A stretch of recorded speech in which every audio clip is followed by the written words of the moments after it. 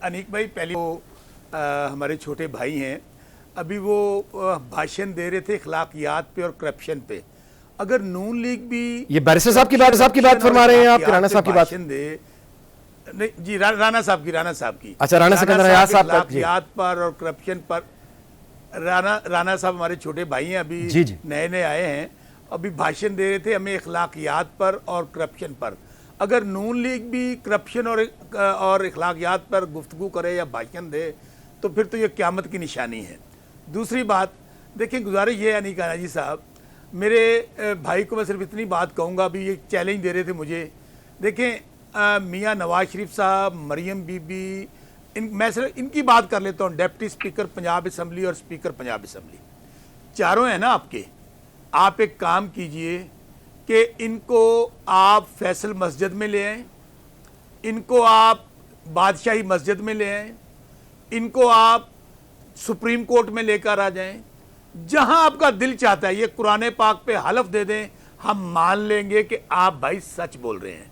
जहां तक मेरे छोटे भाई का हल्का है, चूंकि मुझे पता नहीं, अगले हल्के में मैं ज़रूर आपका चैलेंज कबूल करूंगा। लेकिन छोटे भाईजान ये बताइए कि अगर आपका मियाँ नवाज शरीफ साहब हार गए हैं, जो आपके स्टॉलवर्ड थे, जिनके नाम पे आप वोट लेते हैं, और 70-80 हज़ार के मार्जिन से डॉक्टर यास्मीन राशिद जो जेल में बंद है, अगर मरियम बीबी महर शराफत से हार गई हैं, तो आप लोगों में से जीता कौन है?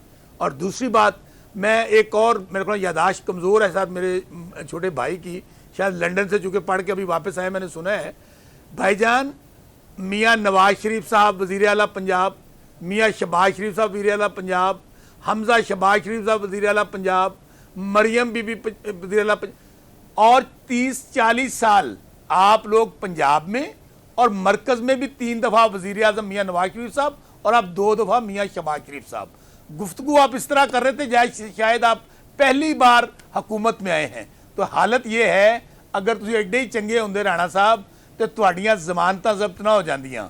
अगर आप लोग इतने ही अच्छा परफॉर्म किया होता तो आज हालत ये है कि आपका लीडर जो है, हुकूमत आपकी है ना, बेशक जाली है, तो बिस्मिल्लाह कीजिए राणा साहब।